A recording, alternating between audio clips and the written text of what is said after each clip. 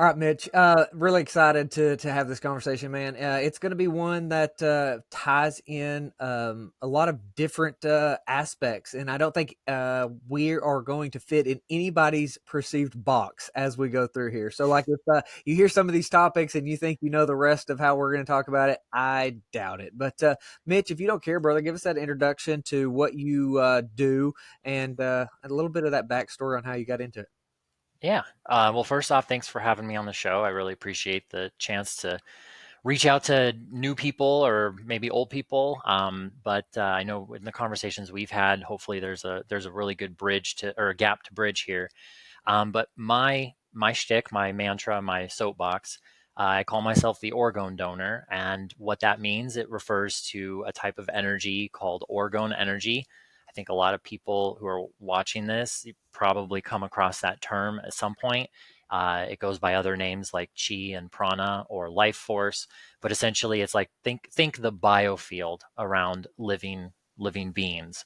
And so my name, as that name implies, Orgone Donor, what I do is essentially create types of orgone devices that are meant to harmonize or to essentially transmute different frequencies in order to harmonize the overall frequencies of, I say, reality, the planet, whatever you want to call it, but essentially healing with frequency, because everything in the universe is energy, frequency, and vibration. And that famous quote from, we credit Nikola Tesla with that quote. So I'll just kind of go along with that for now. But essentially, he had said, in order to understand the universe, one must understand energy, frequency, and vibration. And so, what I've done with my endeavor in the truth seeker type mentality in this bizarre reality we're in, I work with orgone energy or life energy, using it to essentially counter, improve, heal, transmute, and harmonize all of these different components of reality that have sort of been weaponized against us or weaponized against life and against nature. And sort of for anyone who dives really deep into what I've been doing for about the last almost a decade now, somewhere between 8 to 10 years is how long I've been working on this. But things get very bizarre when you start exploring frequencies and how that can be utilized to essentially create and manipulate reality. Control, the word is really control. That's the buzzword. And so, working with these devices, like what an orgone device, people may be familiar with the term called Orgonite, and that's something we'll talk about today. But Orgonite is a type of energy device that is used to transmute these negative frequencies and, like I say, harmonize. So you're putting things back in alignment. You're correcting the biofield. You are undoing what I would call the bastardization of this reality. And the things you can do with this energy start chain reactioning through all these different components that people are completely unaware of exactly how much energy, frequency, and vibration are, in fact, the keys to the universe. And so, yeah. Yeah. So, Mitch, the route that I came to looking at this was like quantum biology and trying to understand how blue light and non-native EMFs, how electromagnetism of just modern equipment, right? The laptops, the power cables, the overhead, underground, all of these things. So, go through how you view the opposite of what you laid out. Why are those things affecting us? Because I'm trying to also tie this in. We've talked about this quite a bit, is like there is like this woo woo connotation in a lot of the conversations. But what we're going to be able to do, hopefully, is to bridge where this whole quantum biology field, this quantum physics world, is going to elucidate why that is actually happening. So what do Mhm. you see going on with the modern amenities? We're not just saying it's all terrible by any means. We wouldn't be on this call without it. But what is it doing biologically? Yeah.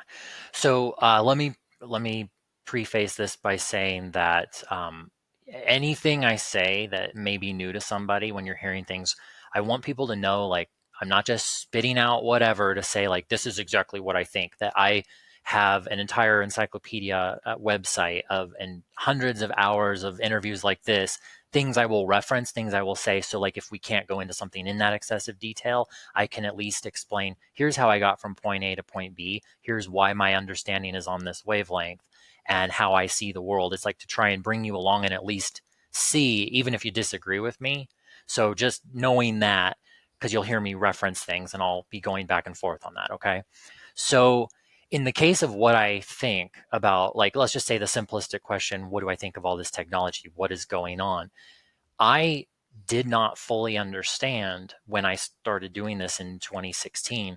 I didn't understand the implications of using this like cell phone technology and the Wi-Fi routers and what these different things were essentially doing. You know, people think, oh, it's Wi-Fi. Well, it's cutting through the body and it's damaging cells, it's damaging mitochondria, it's essentially ripping apart the physical body.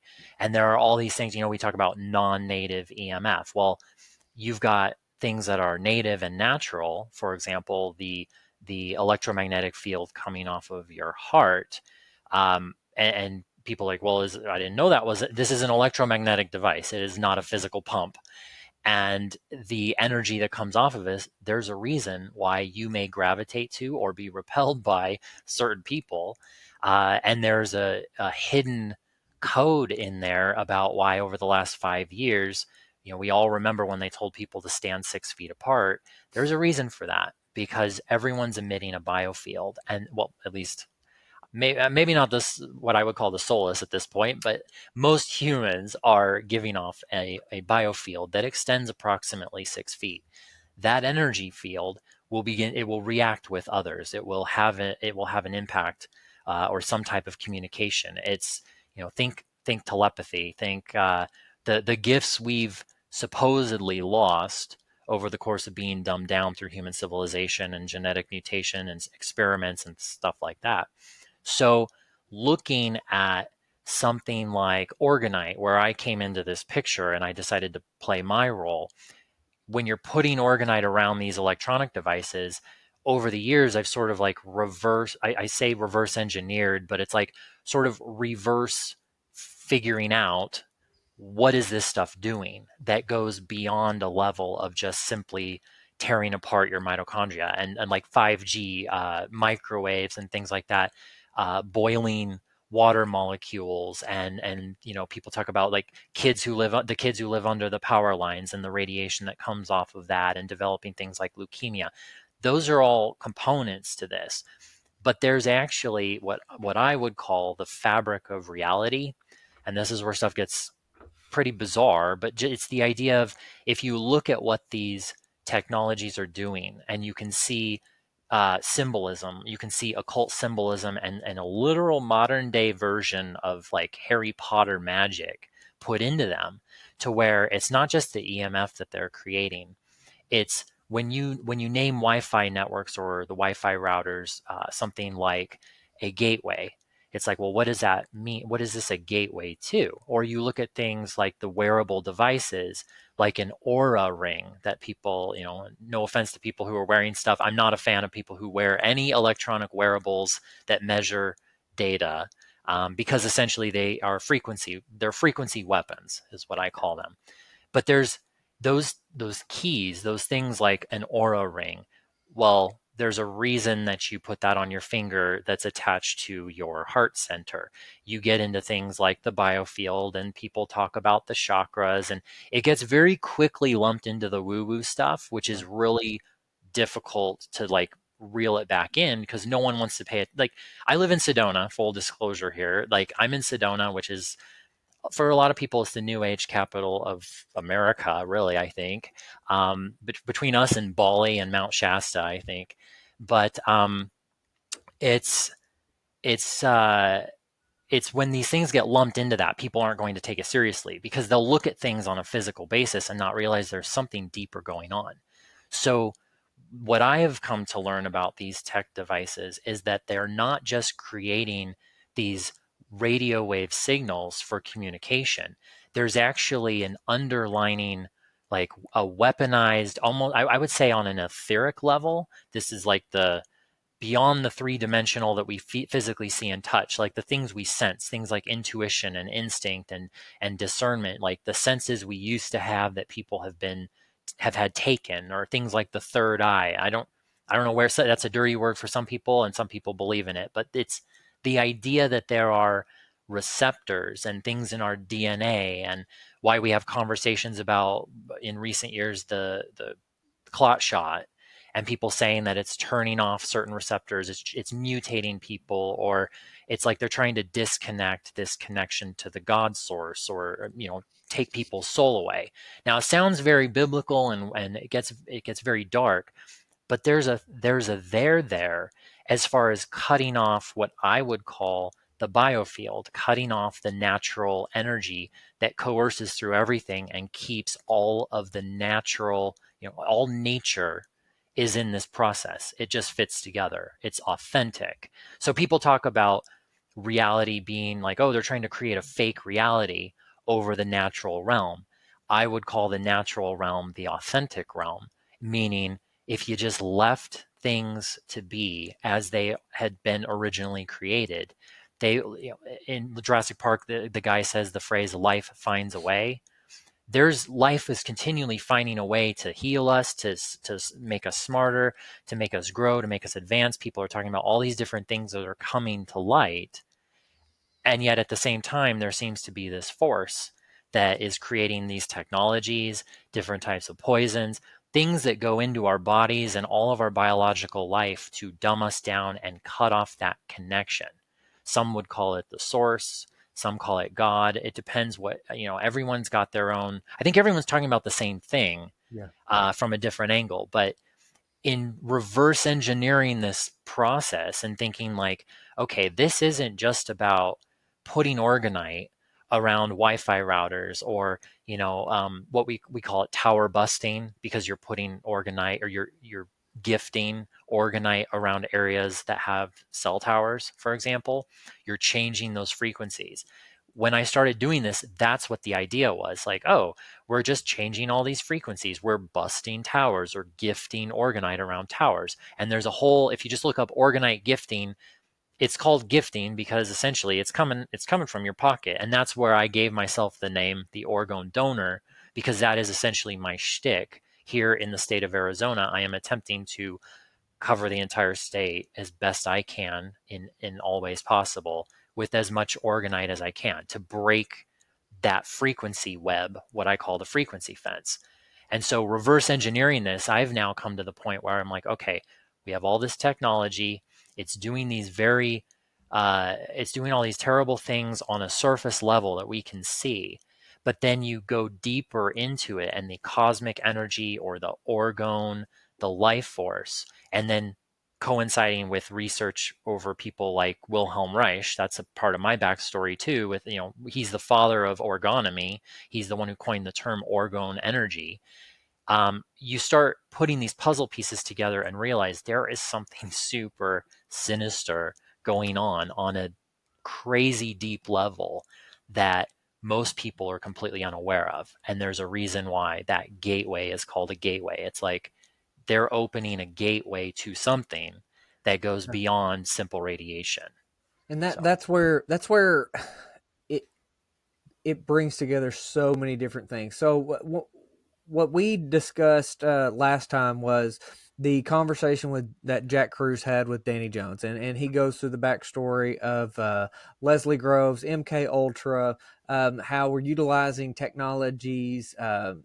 They understood the science, right? These are absolutely brilliant people. I just think their work was then used for nefarious purposes. But like they understood the science that was going on with how the human body worked, and they hijacked it, right? So much of this came out with the Church Commission, the senator from Idaho. Like they broke this wide open, and I think that is also where we have so many different examples of them utilizing this, right? Like with LSD studies, the polio vaccine that they figured out that had SV40, and then they tried to weaponize it. The Delgado using the experiments on the bulls with electric shock to the brain to stop a bull from charging, but then transition to wireless, right? Like there's over and over. Dropping LSD on the city of St. Louis, right? Like so many things that they have done in the name of science, but it is like all about control. And it's just fascinating because it is, depending on what lens you look at, it goes back like forever, right? Like this is not even new. So it's like when you have these conversations of them and they and who they are and what it is, it's like that makes it really abstract and hard to grasp. But like for more modern context, DARPA, the industrial military complex, whoever you want to say, that's who's actively pulling strings around us. But that sounds crazy, right? That sounds like straight conspiracy. So my point of going through all that is let's try to tie in that conversation that Jack laid out with on the Danny Jones podcast, how like Steiner and Wilhelm Reich, and how does all of this kind of fit together from their work, and then more of like the quantum biology that Cruz talks about. So, well, looking at Wilhelm Reich, so for people unfamiliar, he was a psychoanalyst. He was a protege of Sigmund Freud for a while. There are stories about him that I don't align with other people, um, including like how he died, and there's a whole conspiracy there. And I think ultimately Wilhelm Reich saw his end. People think that he saw his end being murdered because he cured cancer. I think it goes deeper than that. That he actually was on the verge of uncovering free energy and how to actually harness it from the ether. Um, the the basis behind, in this case, Wilhelm Reich, I know we discussed with cancer specifically. For those unaware, Wilhelm Reich had created these devices called orgone accumulator boxes, or the orgone accumulator. It was a box that would, as the name implies, accumulate orgone energy. It used materials similar to what we're using in modern day orgonite, because different elements in this realm that we live in are either attracted to or repelled. The energy is either attracted to or repelled. And this is where you get into things like a natural heirloom plant that nature has created versus a genetically modified, and you can start measuring the energy coming off of them. That certain things go clockwise in the clockwise rotation, and other things go counterclockwise. Or when you start applying negative energy to water, and you get into Masaru Emoto's work, you can decrystallize and destructure water. And it just so happens that the water you apply positive frequencies and that you crystallize in a positive way is actually more genetically or bioavailable to us, that it's going in and it's actually going on a cellular level, and we're benefiting from it. So then you kind of look at how society is, and you're like, wow, we specifically screw up that water, we specifically screw up those plants, we screw up everything that has a life force that would otherwise benefit us and make us better, stronger, in our own existence. So with Wilhelm Reich, he had created this device that you would sit, it was about the size of a refrigerator box that you could sit inside of, and it would harness this energy to the center of it. So whoever was sitting in the box would essentially be bathing in a concentrated orgone energy field. And there were two specific ailments, or whatever you want to call it. I don't want to offend anybody, but one was infertility and the other one was cancer.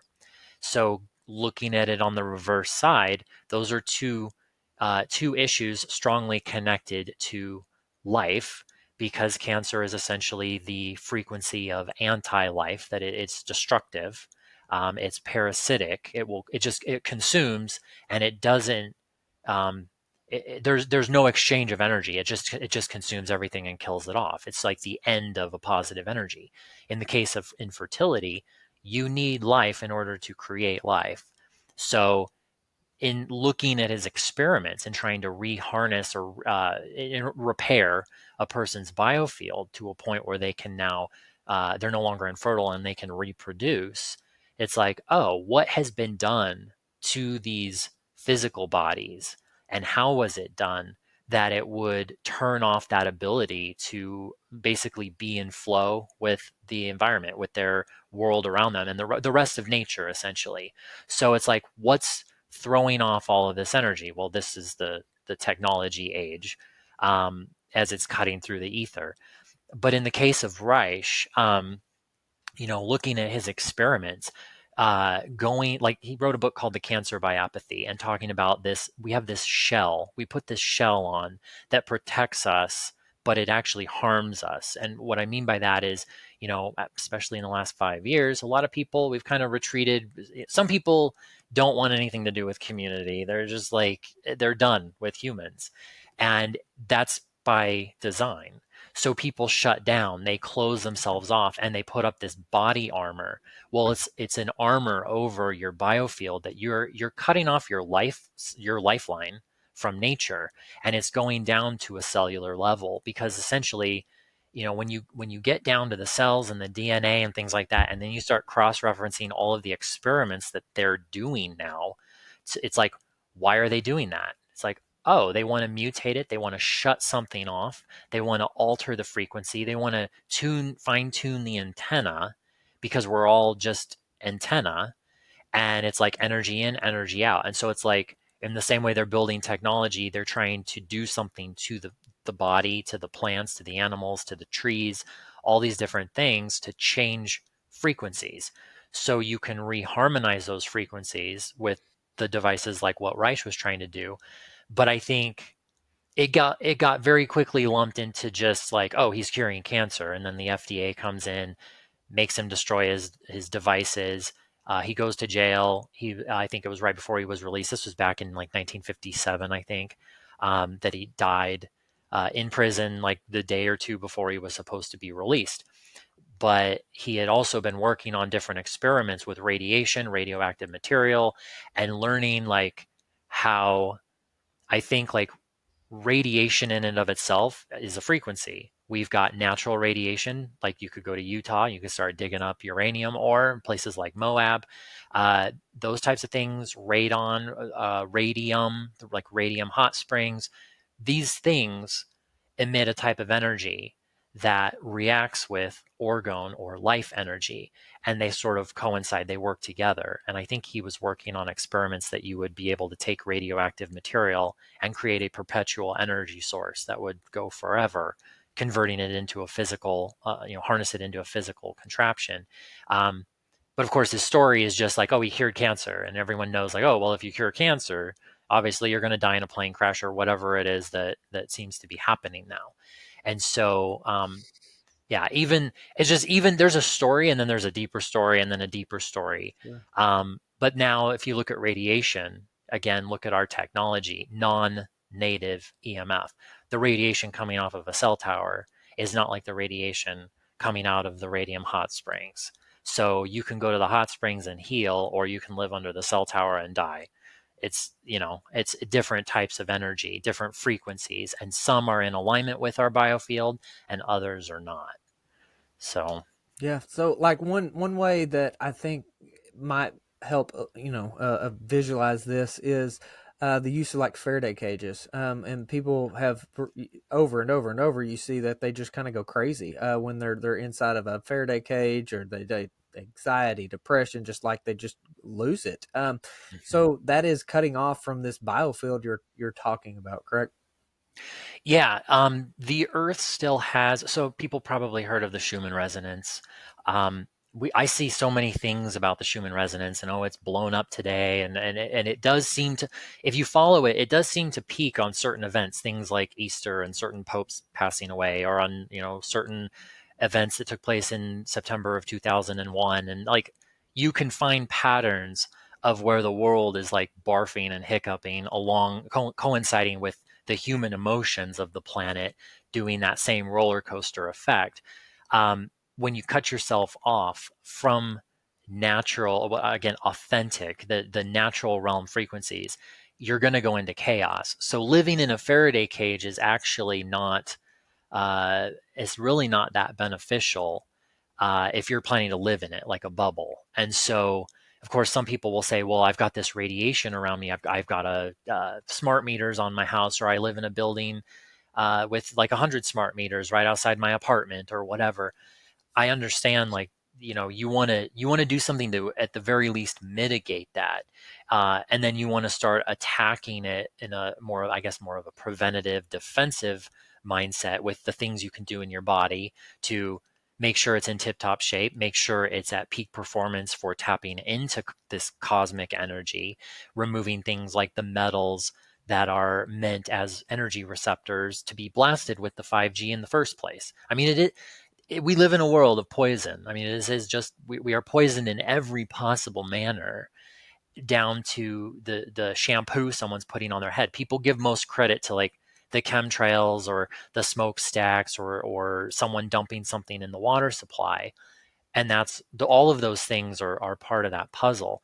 But it's when you look at the elements that are actually forced into our bodies, and you start looking at like, what do these different things do when they're blasted with these different frequencies from things like your Wi-Fi router, or from a HARP facility, or a weather ball Nexrad tower, or even the Apple Watch on the guy sitting next to you on the bus.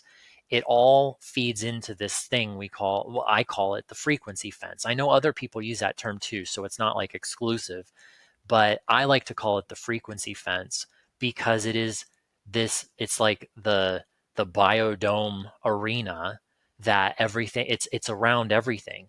And if you look at where they put cell towers, for example, you can decode these puzzles to get a bigger picture, where like if you don't know what they're doing and you're like, why are they putting up these towers, whatever, all these different places, and say your cell service still sucks. Well, there's a reason if you look at the geography behind it. Now, all of a sudden, you're like, okay, I've noticed they really like putting cell towers on the copper spires in churches and cathedrals. Well, that's real bizarre. I've noticed that they've replaced bell towers with cell towers. I've noticed that they put these things on certain ley lines and energy grids. And we talked briefly when we were without the camera on, but when we were discussing, I think I mentioned to you about all the ley lines that are connected to the Georgia Guidestones. I guarantee you, all the tragedies in America that have ever existed are all on these energy points they follow certain waterways and certain grid lines and the latitude, longitude. Like, there's a symbolism and a code because, again, frequency, energy, vibration. Someone's someone's playing with the dial, and this is how you do it. So you put cell towers on water, for example. I'm convinced actually that every cell tower is tapped into the water supply, because most water is grounded in a way that it's all connected. So you've got this earth, whatever shape it is. I don't care. I don't have any skin in that game. But regardless of what shape it is, I let other people fight about that. I don't have time. But regardless of what shape it is, there is so much water, and that water it's a conduit. It's the strongest energy conductor. And I've actually found that, in my experience here in Arizona, part of why I came here was I do this project that's called Earth Pipes Across Arizona. And an earth pipe is a piece of Orgonite. It's a type of Orgonite. It's a copper pipe filled with a certain material, has a crystal structure inside. It goes in the ground like a tent stake, and it's for gridding the land. And it was in 2021 that I started making this connection to water, and I'm like, oh my god, they tap every single cell tower into water. Even in my town, where I'm in my village, we got one tower, and I know it's by a fire station. If people know the village of Oak Creek, they know what I'm talking about. And right by there, this little separate creek that goes, you can follow the water and just look at it from Google Maps, and you can see exactly where it goes to feed into Oak Creek, which is a very pristine, like magical, it's known as a magical source of water. And so I started, looking at why would they be doing that, and thinking, I need to do the same thing. These things need to go near water. I tell people all the time, if they have a farm and if you have a pond, if you have a river, stream, lakes, any of that stuff, water is an energy conductor. And there's a reason they've been putting all of these crazy EMF structures around the water sources and the water supplies. And so my theory behind that is, let's do the same thing. Started doing that. and we started having these immense changes in the weather around here. And this connects to the weather because the weather is an energetic process like everything else. It's a part of nature. It works. People think it's more mechanical, but it's really like, I don't believe in evaporation, condensation, the creation of rain clouds, and then they burst and then they drop the rain. I believe that an energy field of frequency creates the conditions necessary to produce what appears to be a rain cloud.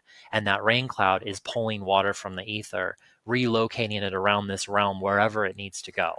Okay, And hold it's, on, Mitch. I know I'm getting ahead. It's just, No, it's but you just the, started something that I want to circle back on. So, like, yeah.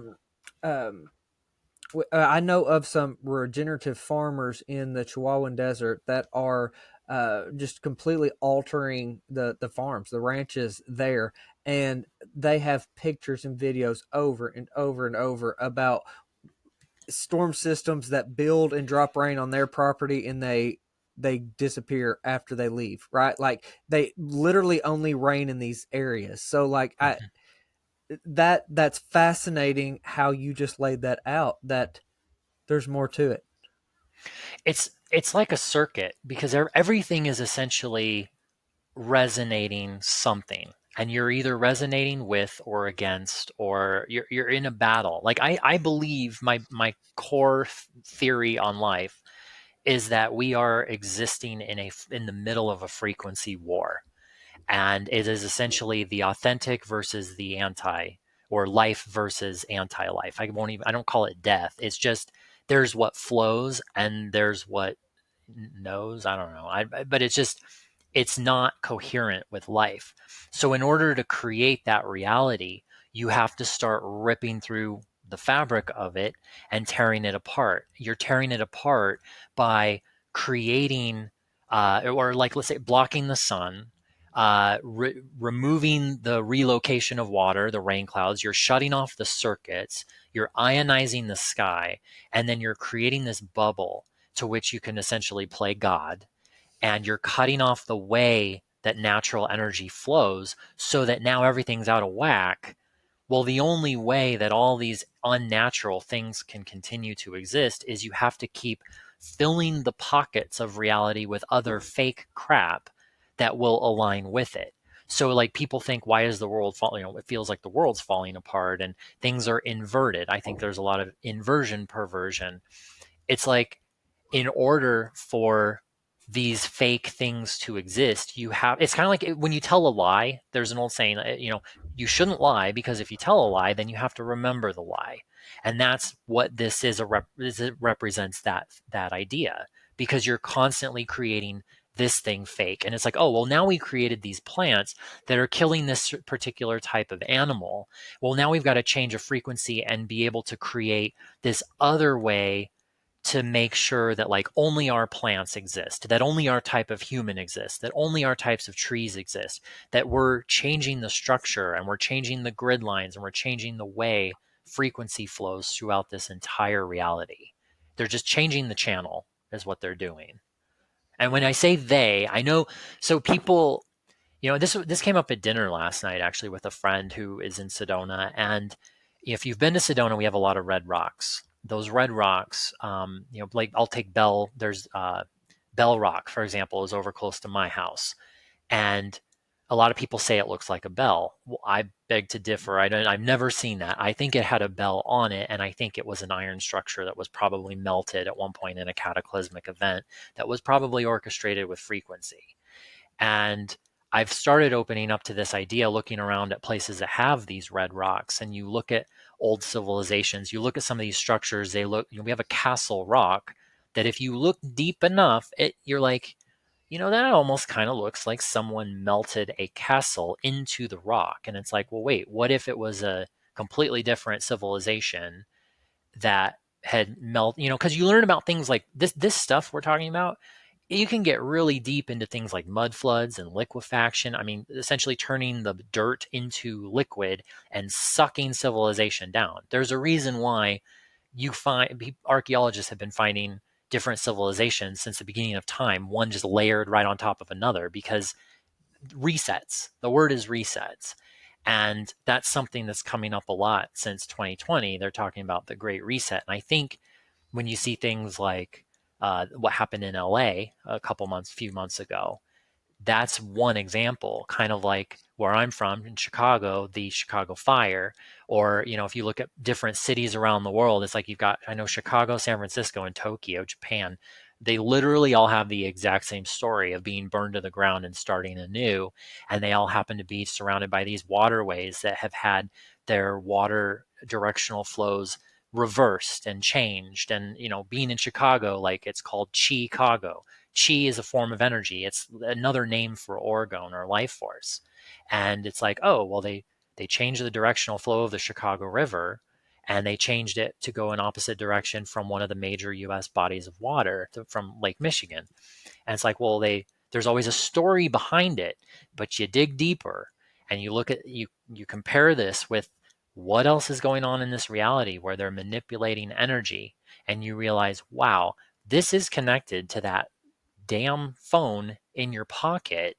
As crazy as that sounds, this is where it goes beyond just, creating 5G service and giving children cancer. So it gets really weird, I know, but it's like I said, the gateway. You're creating the web, and then the web is the path in which all of that authentic can come into reality. If anyone is like, I mean, I'm sure this, at least one person is probably thinking, the hell is this guy talking about? There's an episode that I always recommend to people. It's a podcast called the Higher Side Chats. I was on the Higher Side Chats a few years ago, but it was an interview that Greg Carlwood did with a man named Eric Dollard. And if you're not familiar with Eric Dollard, he is one of the smartest scientists I've ever, well, heard of. I've never met him. He's I think a physicist. He might be an electrical engineer. I might be confusing him with another gentleman in Florida, but he is like he was a huge key to what I was working on with my projects, because in this episode, I think it's from October of 2019. So just look for the Higher Side Chats around that. And you can listen to like an hour of it for free. But he talked about how we're using this technology to open something up. And we're bringing, I mean, in his words, not mine. I'm altering, I mean, I'm paraphrasing, but essentially we're creating the portal for something to come in and take over.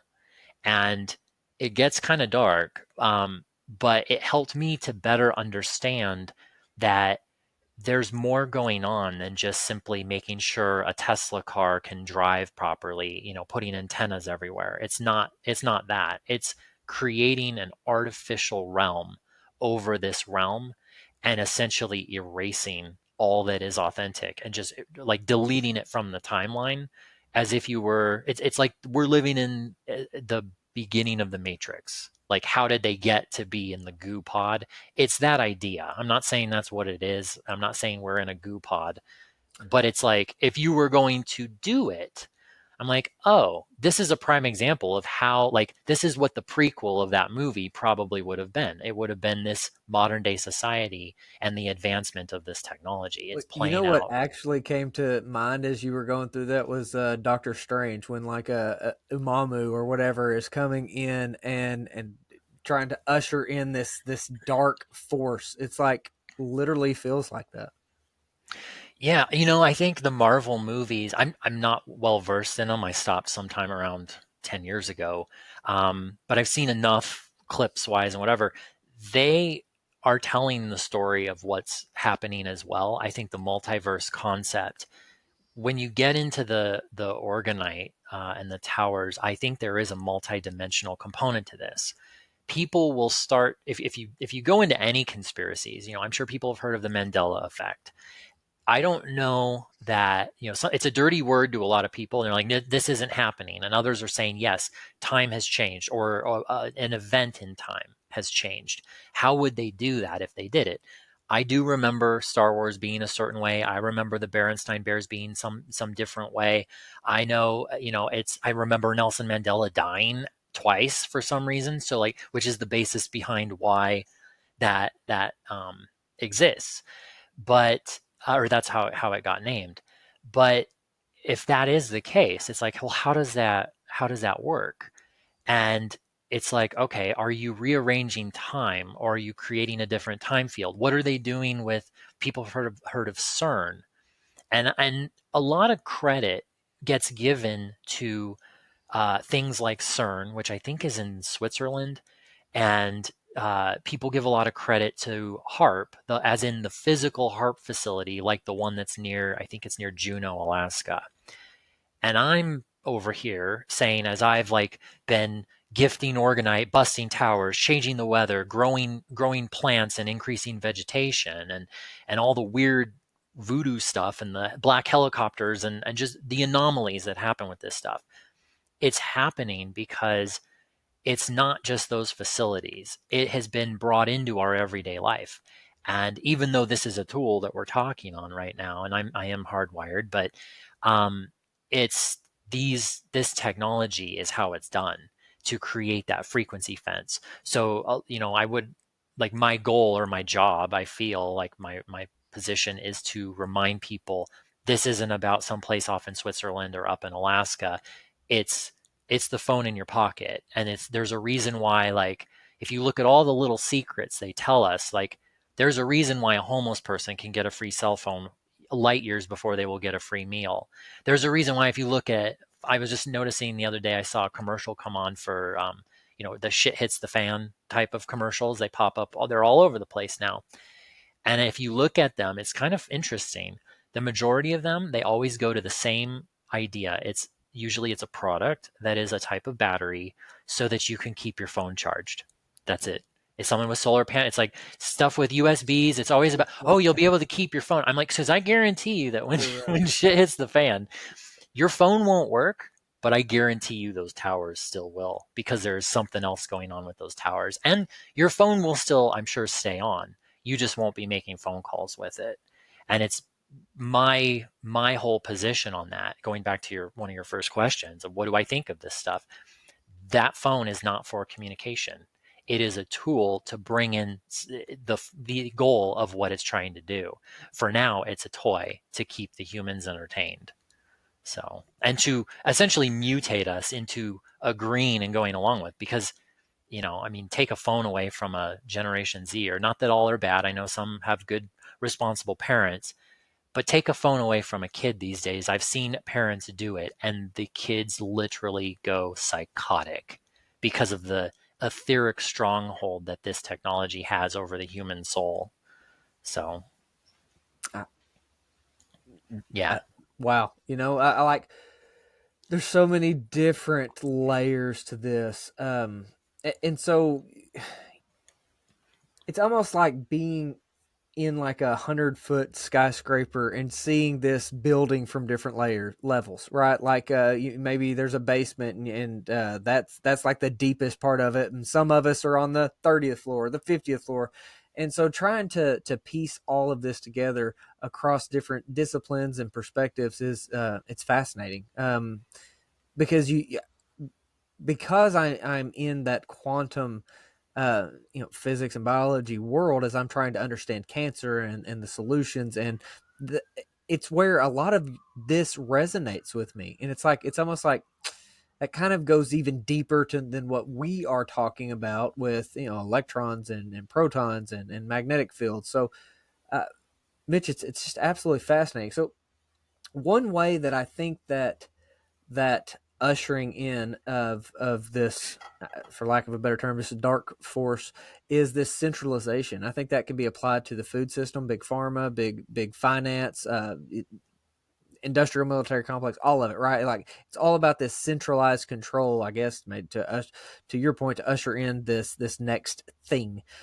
So like, to me, the solution for that is decentralized. It is to break up the hubs. It's to be healthy. It's to be self-sufficient. It's to be able to be regenerative in our lands, in our home, our families. And that, to me, is like, it's nature's the solution. Nature's always the solution, is always going to be. And every problem that we have is a uh control, an attempted control of nature, right? Like Hmm. conventional farming, monocultures, all these different things. It's all about control, and we pay the consequences.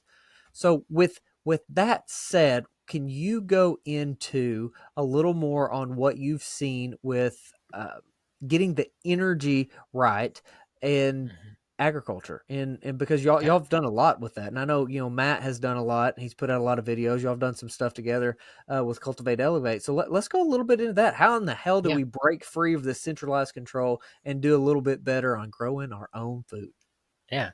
Well, let me also save time. Yes, to anyone who emails me to say, "Do I know Matt?" Yes, and Matt knows me, and yes, we're friends, and that's out of the way now. So, because it's like hundreds of emails, I would say not every week anymore, but yeah, lots of emails. Yes, we know each other, and he has taken care of my garden.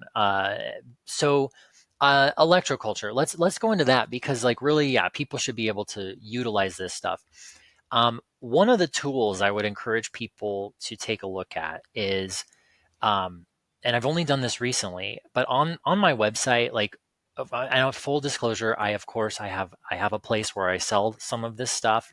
I have resources on teaching how to make it. I teach everything to put myself out of business. I want people to know very clear where my heart is with this, and I want them to read my whole website and watch my content and see where I'm coming from with my character. So one of the tools is testimonials or just stories. People have shared their stories with me, and I had a way to sort of automate the process to log it, where you can see like someone who may have gotten something from me and what happened, what did they go through. So like one of the commonalities you'll see along with, we'll talk about plants and gardening and how to apply this, but there are a lot of just really bizarre anomalies that, like, if you look back at, say, when you were a kid and you used to have a lot of dreams, and I call them the Peter Pan dreams. I'm sure a lot of people, millennials and younger, maybe some Gen Xers, back in the day, it's like you had the Peter Pan type dreams and everything, fun dreams and exciting childhood type dreams. Hopefully, people don't have those anymore. There's a reason, because it's been disrupted on that level where you're reaching the subconscious and you're essentially exiting your body. I mean, when we sleep, we exit the body to a certain extent. And so when you realign these things, you get these really bizarre anomalies that start affecting you on a physical level. And so people have been very kind and I would say just they've been very thorough in explaining, like, here's what happened to me, and you get these consistencies. So like those are things to look for, and those, anything I don't elaborate on here, it'll be on you can see stuff on my website and dive into it there, obviously, in a deeper fashion. In the case of the gardening, so Matt got me interested in electroculture. And originally, so for those unfamiliar, electroculture, just imagine you're applying receptive antenna energy conductors. You're putting energy conductors of some kind into your plants, into the soil, into the root systems. Imagine, like in my case, burying earth pipes. I would consider Orgonite a type of electroculture, but you're putting different things around your vegetation in order to harness its natural electromagnetic field that has otherwise been depleted, siphoned off, the life force siphoned off. You're putting things back in alignment. A lot of people who play around with things like Orgonite in like their garden will have experiences of, trees. Their trees will produce more fruit, or they will refrain from going dormant. I have friends with an apple orchard up in Idaho, southern Idaho, and I believe it was they had put the earth pipes around and started doing this electroculture, wrapping copper wire around their trees. But the tree that out of, I think it was like 5 apple trees, out of all of those trees, the one that had these around it didn't stop producing through the winter and had produced, like, its yield was much higher. Now, this is a coincidence because this is always just going to be a coincidence. And for the last 8 years, I put together, I just, like, people tell me their stories. I get thousands of emails. I would say, I don't know, I have 1,000 sitting in my inbox right now I'm never going to get to because it's too many. But it's enough that I hear stories from everyone all over the planet who's ever tried, or realm, whatever, who's tried to use this, who's had positive experiences, and those things, those coinky dinks, get compiled. there's a consistency in vegetation. There's a consistency in like regreening different areas, like where things have died, and producing more fruit. Or in the case of like the Orgonite specifically, I've done in my own garden. I've never had a green thumb. I couldn't keep anything besides my Trader Joe's obligatory orchid alive for a few weeks or whatever. And then I decided to try this thing. I was like, I'm going to incorporate my Orgonite with what Matt was talking about. These coils and spirals and things. Like, just imagine like copper coils you're screwing in like a light bulb, screwing it into the dirt around the root systems of your plants. And it was the first year. This was, I think, 2 years ago, 2023. Um, and I called it half-ass gardening. I have a video on my website. It's on my YouTube page as well. If you just look up through my name, Mitch the Orgone Donor, you can see my garden. And it's like, that's what I call half-ass gardening, because I don't have a green thumb. And stuff just grows like a weed, and things grow by accident. And one of the consistencies I've seen in stories I've heard from other people who've experimented, and then of course my own experience, when you look at the water components, we're restructuring water. And I mentioned earlier about, if you look at like Masaru Emoto and his book The Secrets of Water, there's a documentary as well called The Secret of Water. It's a great documentary that is the crash course in this restructuring of water. It makes those plants that are water heavy grow. Just, I mean, it's in my video, but it's like I had zucchinis that were just astronomically, obnoxiously big. Tomato plants that I could never get tomatoes to grow. It's like the things that were heavy with water those things just blew up. And they require, when you're applying electroculture, it also, because you've enhanced the magnetic fields around these things, you're like putting them in their tip top shape, kind of like Wilhelm Reich putting a human in that box and putting them in tip top shape so they can now begin physically healing those issues. Then these plants are able to withstand, for some reason, they're able to withstand freezing temperatures. They're less likely to frost. They're less likely to die or bolt from heat. So, and I mean, it's Sedona in the summer can get quite hot. Obviously, in Phoenix it can get astronomically hot, but it's using electroculture create some kind of energy field that will protect these plants to increase their likelihood of survival. And it's interesting that all these other things, when you look at what's being done to us, it's like something's been always just trying to take and make things die. It just wants death. It just wants everything to not be able to survive without its help. And what electroculture is doing is, shooing that to the side and putting these things back in alignment so that they can grow the way that they're supposed to. So, I mean, that's just one thing: gardening, vegetation. And for people, I don't have a visual because they're too big to bring inside. But if you go on my website, there's a device we make, or people who make Orgonite, a lot of us make it, and it's called a chem buster. It's a 6 foot tall device that it looks like a bunch of copper pipes. It looks like a giant bazooka. It stands about 6 feet tall. You can also make them taller, but it's a giant piece of Orgonite that's tall, sits outside like a lawn ornament, and it will mitigate the EMF in a town, and it will basically, like, we call them atmosphere cleaners. It's called a chem buster because it's busting apart chemtrails, because it's busting apart the electromagnetic fields that hold together chemtrails in the first place. And I have a friend down in Tucson who we put one around his orange grove.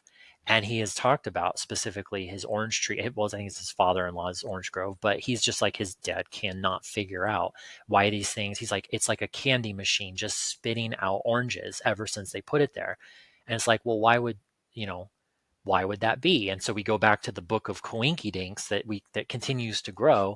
And we say, like, okay, apple orchards, orange groves, rose bushes. I know people use these things in their herb gardens, and they're just like, they grow faster than they can cut them.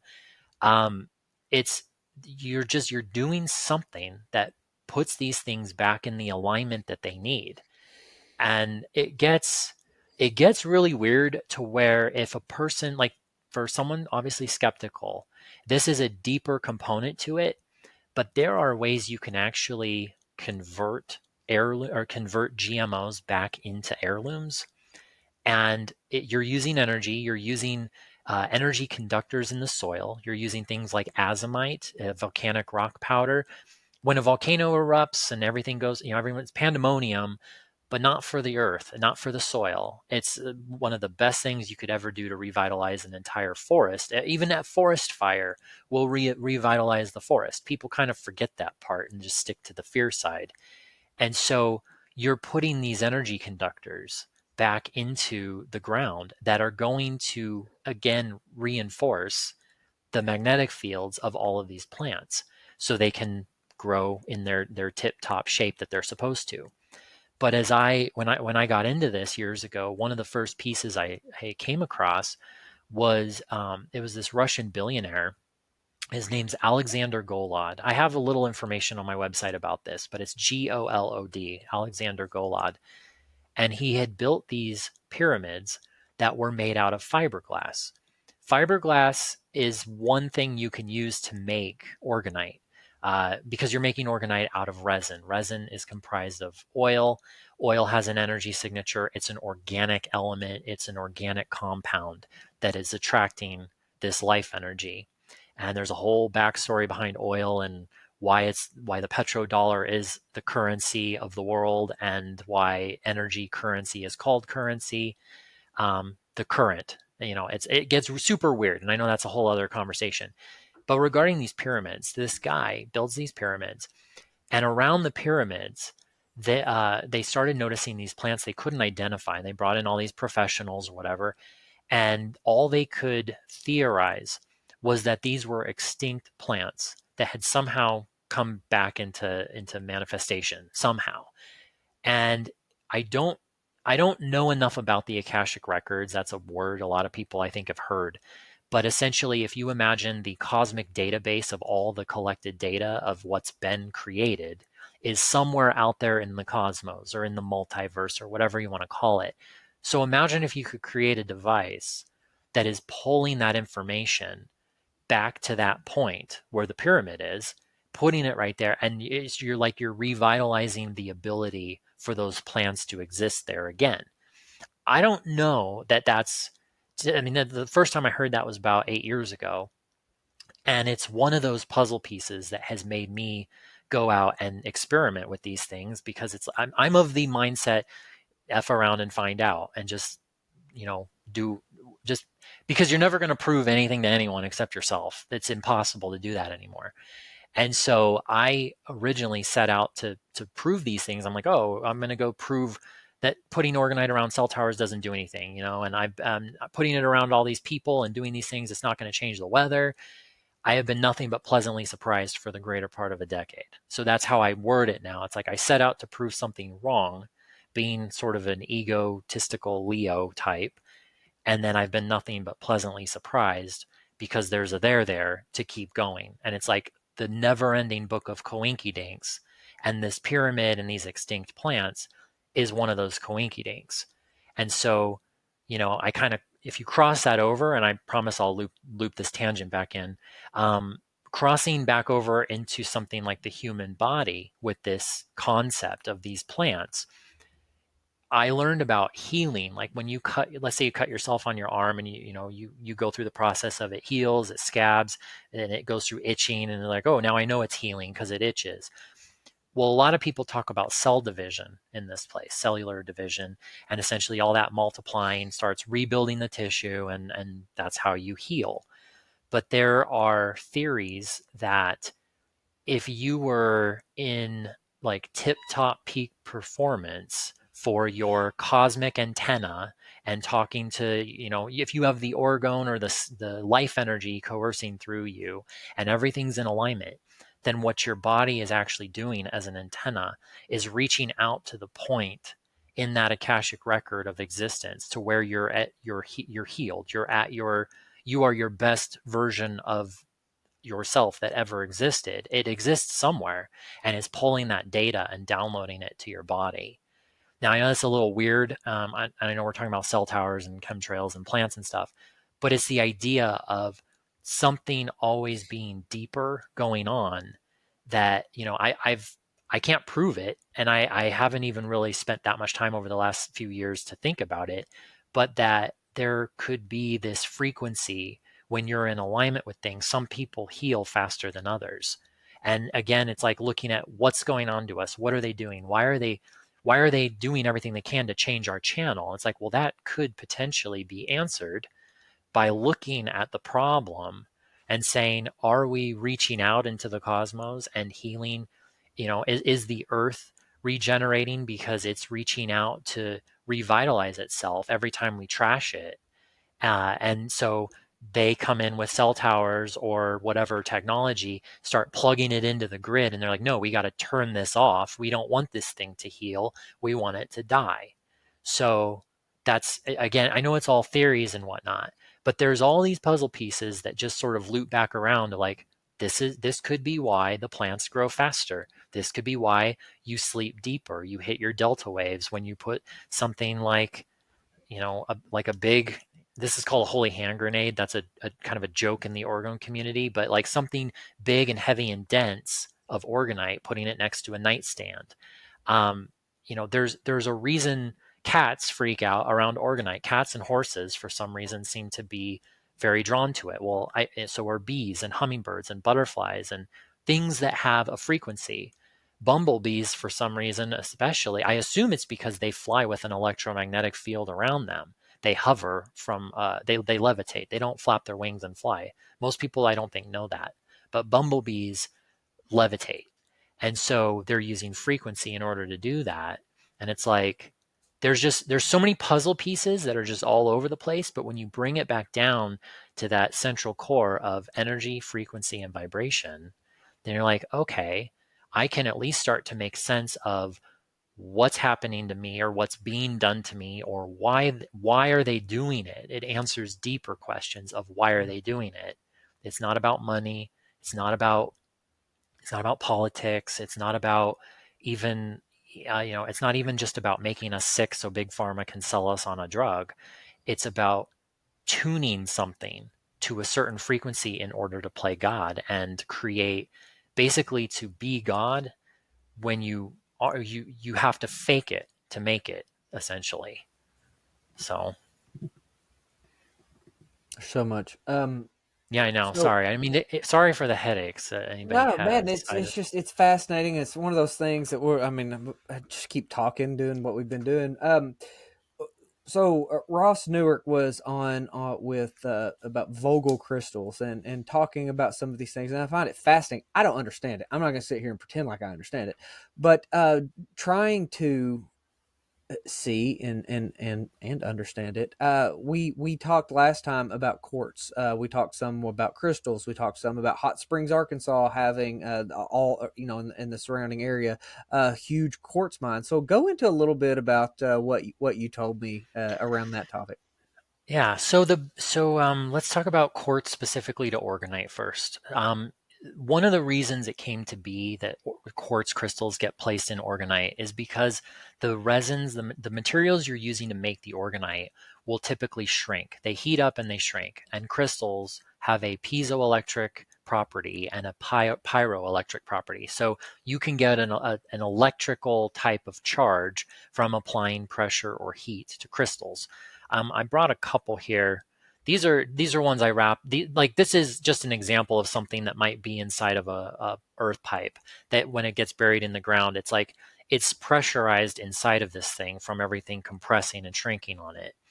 Um, I don't know that the pressure has as much impact as we've been told in the past, but crystals have these different frequencies that they emit based on different types of pressure.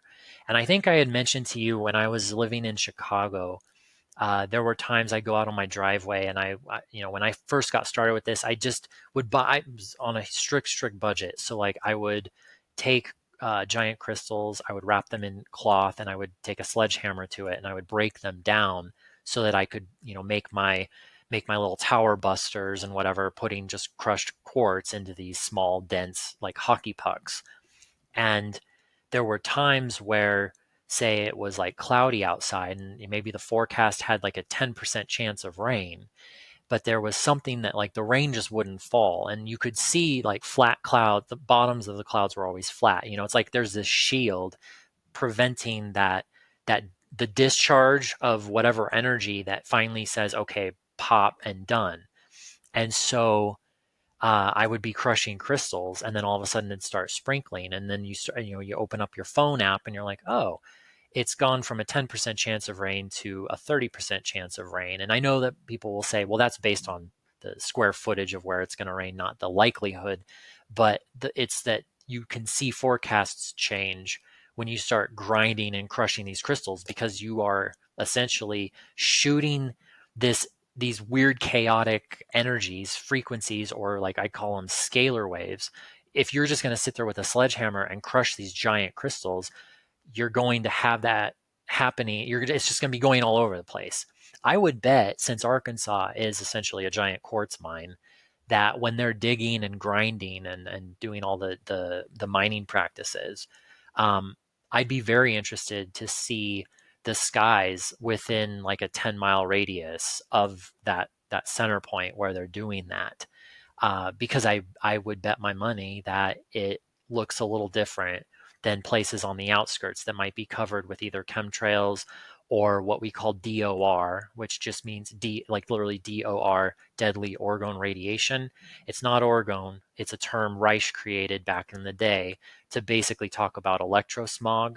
It's just a lifeless energy field. And people see it all the time. It's what obstructs the sun, and it's not chemicals. And I'm here to tell people it's not that is not chemicals. It's radiation, and it's something created by the frequency fence. But anyway, back to the crystals.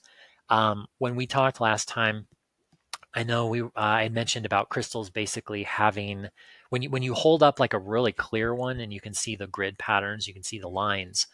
There's a lot of people who think that is essentially like a microchip, or it's like a computer chip that could hold data. And if you get in, this is where the woo woo crap comes in. Here in Sedona, if you go to a crystal store and you look around, everything's got it. Like, oh, here's a stone for manifestation, and here's a stone to help you get your best friend back, and here's a stone for, every stone tends to have these different properties. Well, when the Earth was forming, assuming that it was forming in the way we're told from a geological standpoint with heat and pressure and all of those things, then I wonder if there may have been frequencies basically going through the atmosphere, going through the realm, that could have been implanted or recorded onto some of these crystals, that they hold this type of data, or they hold that type of frequency, and they've then been crystallized into that crystal for, permanently. That perhaps it's like a computer chip or a hard drive in that sense. When you get into the stuff about Atlantis and that, I'm sure there's tons of Akashic record keepers or whatever. I always joke, around where I live, you can't throw Orgonite without hitting a shaman or a psychic or a whatever. But like, there are people who will say, I think they would agree, crystals hold data, and that data might actually be the frequencies that were implanted or imprinted at the time of their formation. I don't know that that's certain, but it could explain why, if a frequency of this rock is going to help with manifestation, um, maybe think of it less woo woo and more like there's a reaction to it with your biofield. And so, there's no coincidence that all of our tech devices have quartz crystals, and silicon dioxide, the basis behind quartz. There's a reason Silicon Valley is called Silicon Valley. It's almost like a mockery. And also, when you get into like around here in my neck of the woods, down near Goodyear, about essentially the greater Phoenix area, where Elon is building certain things. I know in Tennessee he's building certain things. I think in Austin he's building certain things that just happen to be around, some peculiar geological formations, that it's like, I wonder if they're using the quartz that's in the ground. I wonder if they're trying to do something as a, because quartz is an antenna. Think of a crystal radio. You can you can use this to broadcast or receive. So, and that essentially that's a component of Orgonite, broadcasting or receiving or changing a frequency or harmonizing a frequency. The idea with Orgonite is that you have materials similar to how Wilhelm Reich made an orgone accumulator. You sort of suck in the energy, but you got to spit it back out. And then you're using a crystal to sort of help that transmutation that's changing everything that comes in to spit out the new form. So if you get into the Orgonite stuff, you're going to come across two names, Don and Carol Croft. I call them the pioneers of the orgone gifting movement. They were busting towers. They were putting Orgonite around towers and high EMF areas back in the 90s. I think probably from what I remember back to like 1992. And they knew there was something happening. There was a component of cell towers they just called them death towers. And they talked about the energy coming off of them. And some people, again, this gets woo woo, but some people, like Carol, could supposedly see the energy coming off of these towers.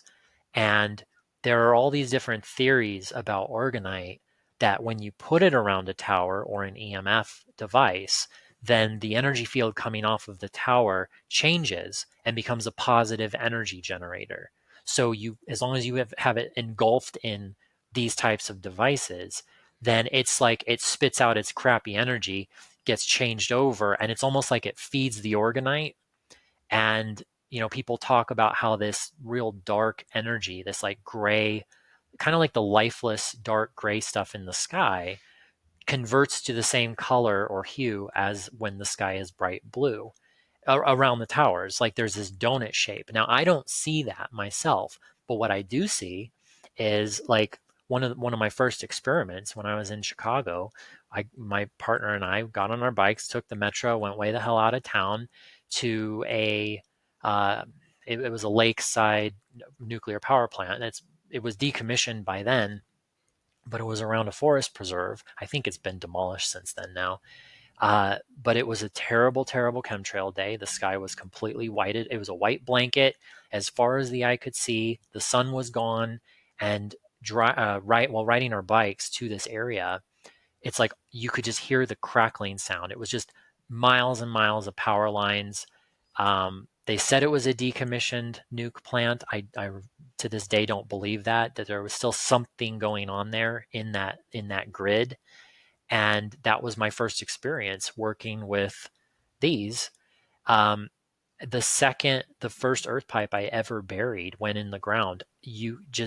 The sky just literally ripped apart. It was like someone tore a piece of paper, and all of a sudden you could see the blue coming through this white blinding haze that just sort of opened up like a donut.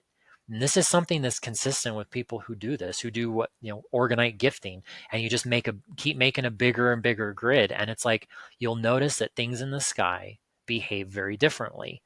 And what I mean by that is like things like chemtrails, things like that sun obstruction, because it's an energy shield and you're popping a hole in the shield. And so I have on my website, I mean, there's no shortage of footage of this on my website, but like I have videos of like after you bust a bunch of towers or gift, go out and do the deed, and then you put those big lawn ornaments around. Like I've put 5 or 6 of them around Sedona. I've put 50 something all over the state of Arizona. And like during the years we've had some of the best monsoon seasons. I started doing this in like 2021, and we had 21, 22, and 23 crazy, crazy monsoon seasons, and real cooler winter or cooler summers. And like you break apart the web that's creating the global warming. You break apart the web that prevents the rain from forming or prevents the rain clouds from forming. So sorry, I'm all over the place with this. Reel me back in here real quick because I kind of got off on a tangent there. Uh, no, I mean we were going through the crystals and then the cloud busting. I think go into a little bit more on the the earth pipes with the benefits of agriculture. Like, because I'm thinking about all the farms around here, Hmm. where maybe if that was implemented, it could be a significant boost. And then um, go into a little bit more about the cloud busting Yeah. too. So one of the hardest experience, or one of the most difficult things I've had to deal with, I'm always trying to find like farmers that want to experiment with this stuff because they have the largest plots of land in order Yeah. to do these types of things. Farmers also they often cave to big tech and put cell towers on their properties and let them lease space because it's a supplemental income. And it's all by design. And so then, of course, the only thing that's going to grow around those farms is the genetically modified crops that have had their DNA fine tuned to then coincide with the rest of that artificial reality. But in the case of the gridding, I wanted to show what earth pipes could do in a mass, in a large scale, and it was right after COVID and everyone being shut down and 5G expanding in 2020. Um, that I saw like our monsoon seasons disappearing and a lot of the forests were turning brown, and so that's when I started my earth pipe project. And I mean, to this day, I've lost track. I probably stopped counting after about 10,000 pipes. And it's like, well, how do you do that? And I mean, I was literally like with a couple of trustworthy friends and my other half. I spend all week making as many of these things as I can, finding as much scrap copper as I can, trying to keep it as cheap as I can because copper's not cheap. And you know, going out on day trips, being in Sedona, I live in the center of the state. So it's like you pinpoint things and you find certain locations, or I befriend everybody I can because like I have a friend, for example, who lives just down the street from the Mesa Gateway Airport. Now that's a key word there, the Mesa Gateway Airport, that just happens to have this enormous Death Star Nexrad ball outside of the airport. And there is some twisted dark shit going on down in Phoenix, between that and the Superstition Mountains and everything. But you find these types of places that have been energetically compromised or that are used as antenna. There's a reason they put all the tower arrays on top of these mountains and just completely change the entire frequency of the mountain. So by doing this grid work in late 2020 and into early 2021, all of a sudden we had 2 years in a row. First year was the second wettest monsoon season on record, and then in 2022 was the wettest monsoon season on record. We've had, like first year Phoenix was ever allowed or like in 50 years allowed fireworks on the 4th of July because we'd had so much moisture, so much precipitation. um, we I know the drought ended. I think whoever the guy was, Doug Ducey was his name, the governor, had like declared the drought over. Lake Mead was at capacity. They always like to use Lake Mead to scare people. It's just a bucket. It's not a lake, so people need to remember that.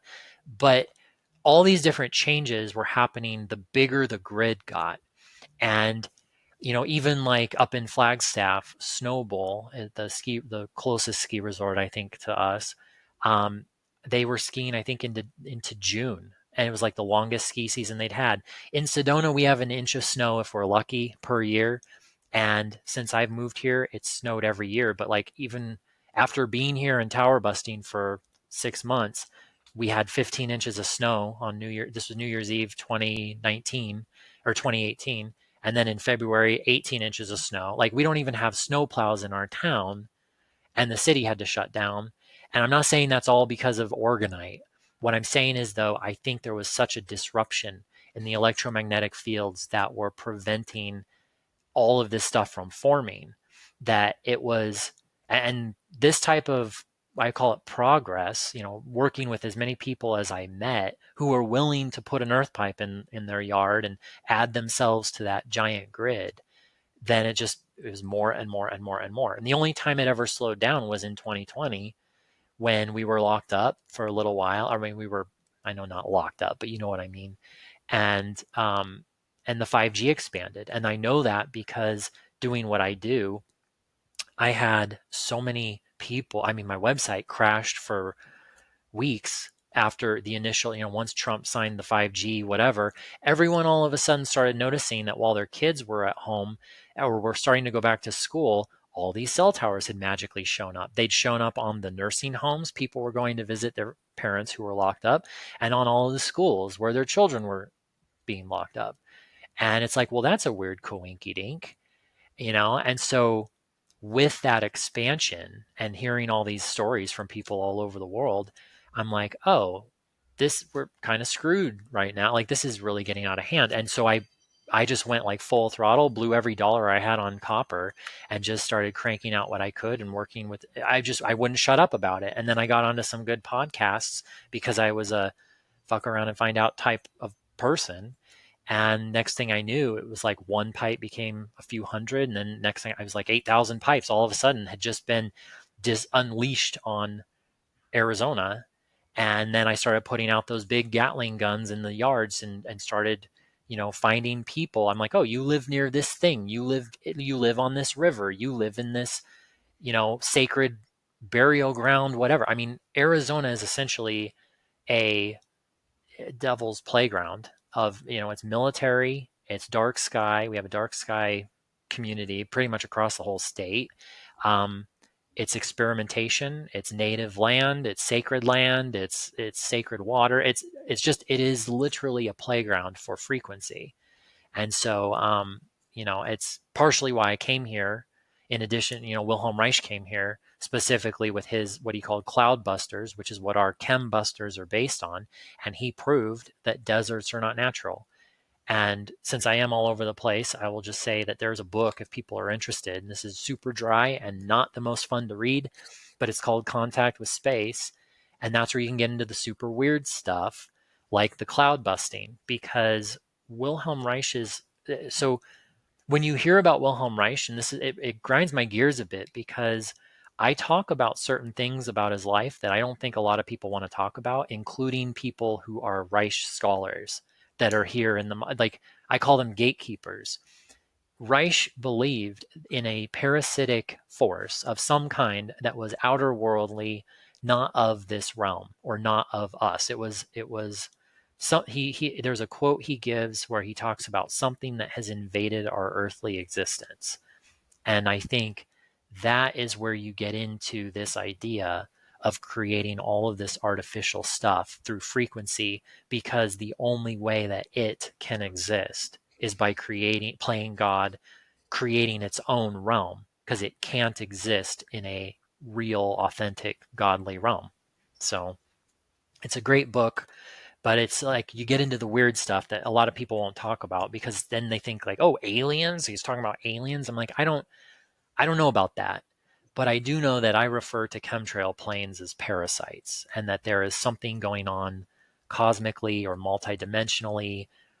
You know, I have videos on my website of like there was this one morning I came out on the onto my front porch and there was a donut drawn in the sky. It was clear. I mean, there's a funny video on my website people can see that I do a voiceover, whatever, but drawing attention to the idea like it had circled, it looked from my point of view that it had circled the sun and then it went back to where it was coming from. And for me, when I hear about things like spraying poison, like, oh, they want to spray us and they want to give us maybe they want to spray a clot shot from the air or Morgellon. People talk about Morgellons, all these different things. They're a part of the puzzle, but it doesn't the idea of powder or spray or aerosol does not answer the question of why is it so important to draw things in certain shapes? Why is it important to increase chemtrail activity 48 hours prior to new moons and full moons? Why is it connected to astrological events like the eclipses? It's there's a lot happening on all these different levels. Even I could tell you like most years, it's like 9/11, the anniversary of 9/11 is pretty intense for chemtrails. The day the Pope died, pretty intense for chemtrails. Like there's a ritualistic component, there's an etheric component, and there's some sort of song and dance going on in the sky that goes beyond a can of Aquanet and an airplane. So, you know, it's just like like I said, everything's just bigger. There's something more going on, and that's the part where I think people don't want to talk about with Reich's stuff even when they say he died in prison because he cured cancer. And I'm like, no, he died. I think if his story is true, he died in prison because he was on the verge of figuring out how to pull energy from nothing, or in this case, from the 0 point, and applying it to, having all the energy we'd ever need because it's here. We just don't have it because something's siphoning it off like a parasite.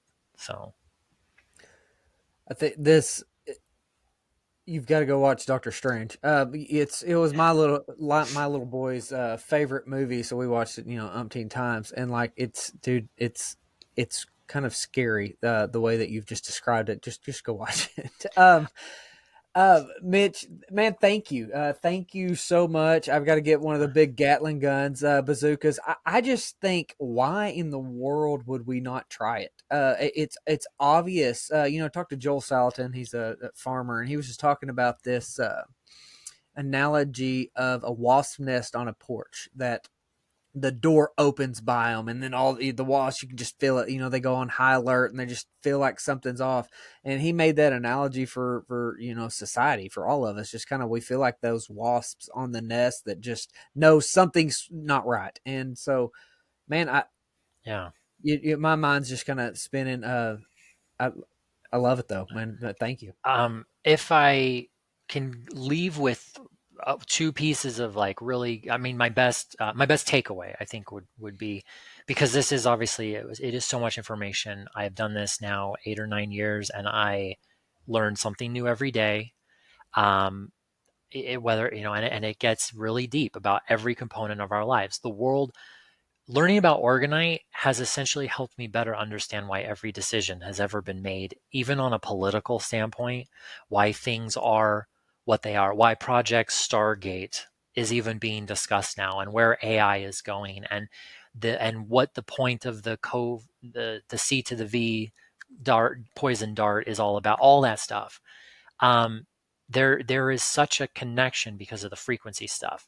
And so I would suggest, for those that are like, this is just, if you're not thinking it's too bizarre to want to know more and get deeper on it, then I have two videos. Well, I'll say three. But there are two videos on my website that I highly recommend. They're on my YouTube and they're on my social media. I have an Instagram. People can find me there too. But the first video is called it's like, I think it's called the magic or the wonderful world of CBs. I have to call them CBs, not cloudbusters, because I don't want YouTube slapping anything on it. Um, I also don't put context in my videos. I'll upload my videos and then I embed them on my own website, and then I use my website to write. I can write whatever I want, and the algorithms can't do what they want to suppress them, delete them, or throw a bunch of commercials on them, even when I try to turn it off.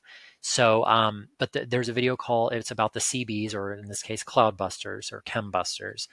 And you can see while I'm cooking some in real time what's happening. It's trippy what is going on as you're making large Orgonite devices and screwing around with frequencies, and how different things in the sky behave. And then so there's that video, and then there was a video I made right after the hurricanes, back in, was that October, November? I can't remember. I think October. Someone had asked me to elaborate on why the Appalachian area had been hit so hard, and how it was even possible that that hurricane had gone so far inland and up into the mountains. And I mean, these things are breaking the traditional sense of meteorology and physics. And so, until you dive deeper into it and realize exactly how you can create and steer a hurricane to go pinpoint on a dime exactly where you want it to go.